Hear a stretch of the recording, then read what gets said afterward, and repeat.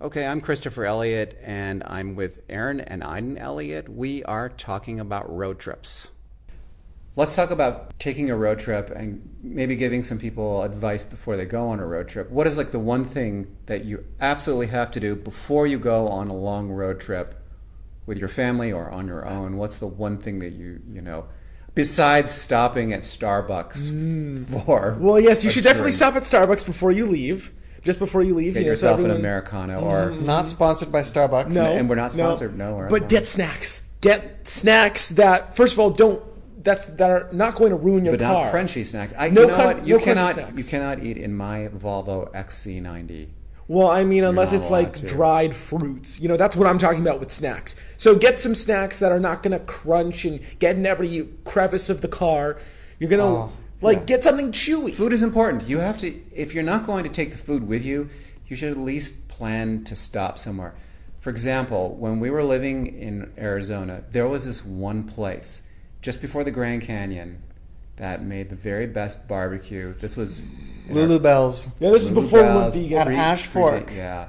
And Lulu Bells is like, if you're going to be driving in Arizona, you've got to stop at Lulu Bells. If you like barbecue, they serve this barbecue with on a pretzel bun. It's a brisket on a pretzel bun. So It's good. So That is so good. good. Yeah. All right. What are the worst snacks to bring on the road? Oreos. And what are the Cheerios. best snacks? Okay, Cheerios for Cheerios, Oreos, and any sort of crispy chips. Yeah. How about milk? sure. Definitely not milk. Sticky juice is pretty bad too. Because what happens is that, and this is when you guys were kids, we would give you Cheerios, and then you would have the sticky juice, like apple juice. And what you like to do, Aaron, is you like to spill the Cheerios. You would throw them on the floor, and then you would turn your sippy cup inside out, and you would get it on the floor. And then so at the end, there would just be this layer of Cheerios that Be a was kind of mush. caked and sticky and caked. Oh, and, God. Yeah, guess who had to clean all that up? Why did I do man. that? I don't know. But I remember this one trip we took out. I think we flew into Las Vegas, and we were like, "Oh, we're in the West, guys. Let's go to In-N-Out." And so we go to In-N-Out. I wanted to go to the Heart Attack Grill. Yeah, I know, but we go to In-N-Out. I think this was the I forget which In-N-Out it is actually. I was going to say the one at what's that something past No, Donner's we used to always go to the one in Reno.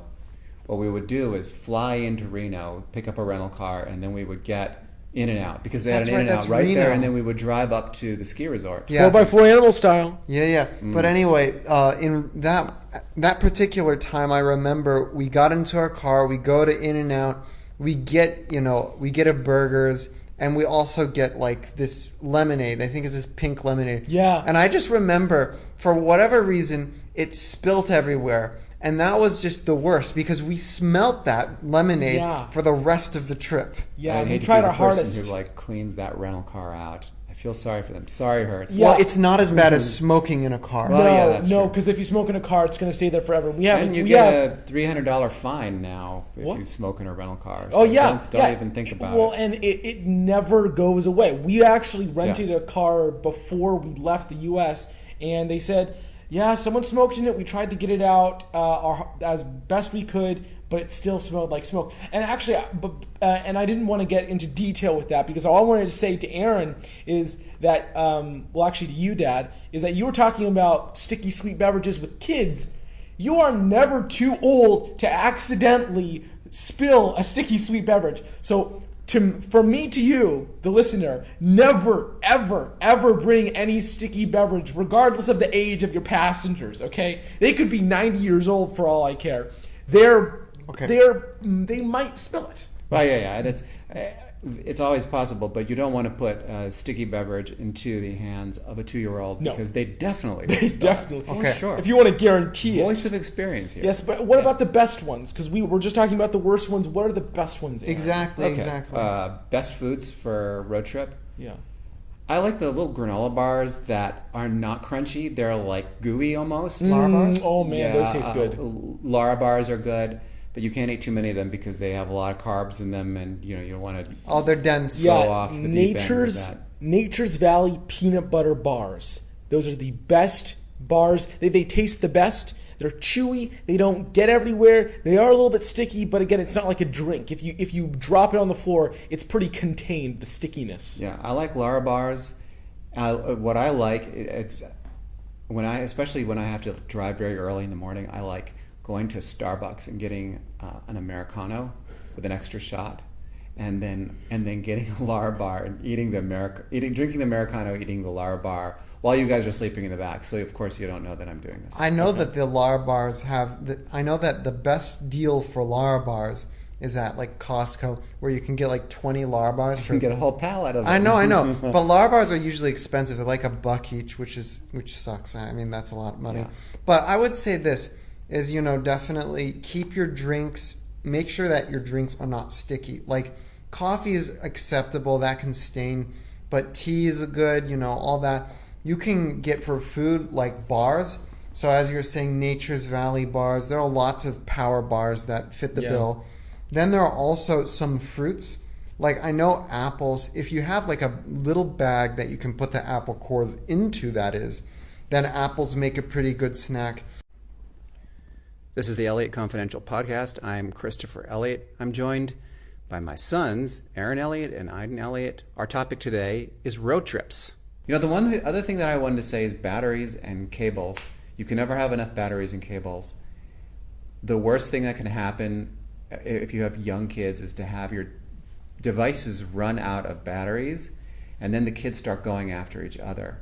And I've seen that too many times where like your sister's batteries will go out on her, and then she gets bored and she starts bothering you. Hitting I think you. Bothering is probably And the diplomatic term. And I'm the one who made sure that all of my electronics were charged, so this is it was kind of unfair to me, And the worst thing is that you say before you leave, make sure you have enough cables and everything's plugged in, and then there's usually one person in the back who doesn't have a cable, and then that someone else's cable gets ripped out. I want this, I need this, that I am only on 2%, and then the cable gets turned into a weapon and gets thrown around, wrapped around someone's neck. Kids are strangling each other in the back, and it is very difficult to do any driving under those circumstances. But it's also kind of entertaining too. Yeah. It is very entertaining, unless you're the person being annoyed. I have to say this is, if you have any major discussions to talk about with your family regarding, like, I don't know, the future, kids schooling, your disappointment in them, or something like that, or marital problems. I'm very disappointed. Have those conversations before you get on a long road trip, because otherwise you're going to deal with a very painful road trip. Because it's going to be like 4 hours uninterrupted of, bickering, lecture. What's your favorite road trip? Aiden Elliott. My favorite road trip was probably between Sedona and Flagstaff. Those two cities, they're very different when it comes to their ecosystem, because you're in Sedona and it's all desert and rocky, and then you pass this sort of inversion layer and it all becomes woodland. It's all deciduous trees and it has a lot of water. It's very moist, and it also gets a lot colder up there. So it's a whole different world, and it's not even that far of a drive away, which makes it so cool. And on top of that, we would always stop by this amazing vegan restaurant on the way there called Indian Gardens. What is it called? It's not a vegan I don't restaurant. think it's vegan. Well, they have a lot of vegan options, and also a really great local kombucha they sell there called, what was it called? It was local to Sedona, and they had just the most incredible And good flavors. sourdough bread. They had good sourdough bread, and so we would eat it, and we would eat the sourdough bread and the soups and all that, and they were all very good, and they all paired so well with the prickly pear kombucha. That's what I remember the most, the prickly pear kombucha. That was so good. And also along the way, there's all these hairpin turns. It's a nightmare for the driver, but it's so fun if you're in the passenger seat and you can just appreciate the beautiful mountains on the way there while the other person is suffering at the hand of the god-awful hairpin turns. I don't know. I've driven that a couple of times. It's actually pretty fun to drive. Really? If you're in the right car, it's fun. I was never allowed to drive it. You never let me drive That's true. it. Yeah, because you were just learning. Too treacherous, he says. Aaron Elliott, what's your favorite road trip? Well, I think my favorite road trip was definitely from Prescott to Los Angeles. I remember this one day in late November, was it? Or December? No, it was December. It was December, and we had to go to Los Angeles for one reason or another. And we ended up driving all the way to Los Angeles and all the way back. Now, Same day. same day, yeah. That was for what's the A name? podcast? Spotify. Yep. Well, I always remember I went there, and that's where I discovered tartine bread in Los Angeles, that is. Yes, and now every time we go there, we get tartine bread. It's amazing. I know, tartine bread is really good. You And have the to- scenery is pretty nice too. Oh yeah. Yeah, the scenery. When you go, well, starting from Prescott, it's more of like, it's a forest basically. And so once you go down, basically you're going down the mountain, there's some hairpin turns, but it turns basically into a desert.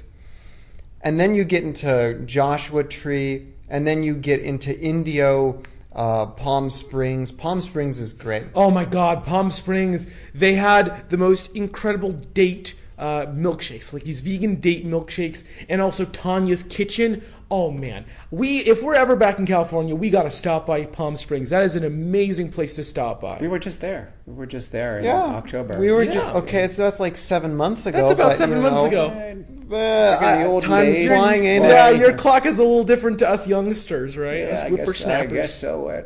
Back in 2021, yeah. Whoa, well, My favorite road trip is Miami to Key West down Highway 1. We used to live there. We lived in Key Largo, and then I lived in Long Key before you guys were born. And I have so many memories of just driving down there and the places you stop at: John Pennekamp State Park, the Fish House, 7 Mile Bridge, and then down to Key West. It's so beautiful too. You see the water, you see the Gulf of Mexico and the Atlantic, and the water is just so beautiful and flat, and every color of blue. And then you get down to Key West, and no matter what time of year it is, it's usually really warm there, and I love that. I love being able to like fly in from somewhere real cold and then get off the plane, and it's just warm. We're talking about road trips, not plane rides. Well, that is true, yeah. Yes. And there's Cuban food. and I wanted to tell you about the Cuban food because the Blue Marlin, which is, one of the places that we would always go when we lived in Key Largo, it's not even open anymore, but they had really good café con leche. Café con leche, I know, I And remember they that had so really well. good Cuban pastries with the guava and the cheese. Oh my God. Uh, And then the arepas so con queso. good, so good. Anyway, that's my very favorite of all the road trips. And we're thinking about road trips because we're kind of stuck right now in South Africa. We haven't really gone anywhere for a couple of weeks. We've been walking places, but we haven't driven anywhere. Which I think is good at this time because of the gas prices. Gas prices are high, but I really do miss being on the road. That was one of the things. Like last year, we were on the road most of last year. We were traveling. Yeah. And was awesome. I want to talk about our favorite car for a road trip because we've driven in a lot of cars. Okay, I would say it comes down to two cars that we've driven. One of them was this smaller sedan-like Cadillac. I don't remember the name of it, but it was the smaller one, and it had the most incredible acceleration, and it was pretty comfortable. Don't you remember that one? I remember the Cadillac that we had. It was a Hertz rental. Yeah. We only had it for maybe a week. Yeah. But it was black and it was brand new, and you pressed down on the accelerator and you could feel the G's. Okay, and then the second car that was really great for the road trips was what was the name of the car? It was Swedish. It's the Volvo Volvo XC90. Oh man, that car is comfortable and really great to drive, and it has that lane keep assist where you barely have to drive yourself. I mean, obviously pay attention to the road, but it's incredible. I would say the XC90 was easily my favorite, at least of this decade. It's my favorite road trip car. Mm-hmm. It feels like when you sit in it that you're sitting in business class. Yes. The beautiful leather seats, and you've got like the air conditioning. Every seat has its own climate control. The one that we had actually had one of those in-seat massagers, and that was incredible. And guess what? That is the only car I have ever driven in my life because that's what I learned to drive in. Since we left the country, I'm not able to drive a car because I don't have an international license. So all I know is business class. But Aaron, you've driven a couple of different cars. Yeah. Do you would you say those are your two favorite cars for a road trip, or do you have any others? I have to say this. I've driven, I don't even know how many cars I've driven, but here's my hot take on the XC90 is for as good the lane assist is and how comfortable it is for a passenger, I really don't like lane assist. It feels like I'm fighting the car. Like when you turn, it feels like you're not turning enough or the car turns too much, and Yeah. that's really, I don't like that very much at all because I did most of my driving with a Honda CR-V 2016. Yeah. They don't And have anything. But I think that was probably, you told me that you liked Oh, that man. one. Yeah, that one has no lane assist. Yeah, it I know it doesn't- had no lane, well, it technically has some lane assist. No, it It has didn't. no was lane a, assist. It was a No. pretty basic one that we had. Actually, no. That one was the top of the line touring model, and it did have some amenities that the other Hondas didn't have. Like Yeah. very, very, it wasn't lane assist, but it would start beeping if you were going in the wrong Yeah, lane. that yeah. kind But of thing. I will say, Aaron, one thing that I realized with the Volvo was that really you just had to let the car do what it did. I would not force the wheel in any particular way. I would just pay attention to the road, and if something obviously bad was happening with the lane assist, I would take control, which I don't even think ever happened.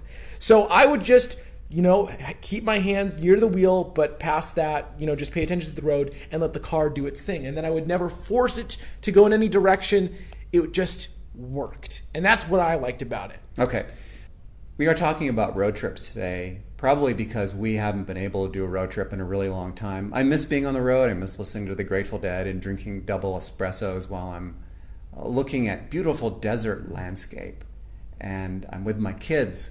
And we haven't been able to do that in such a long time. So wherever you are, wherever you're listening to this, I hope you have a great road trip this spring break or summer or whenever you decide to go. And if you need any road trip advice, I hope that this short podcast was of some use to you. Have a great week. Yep. Bye. So, Shalom.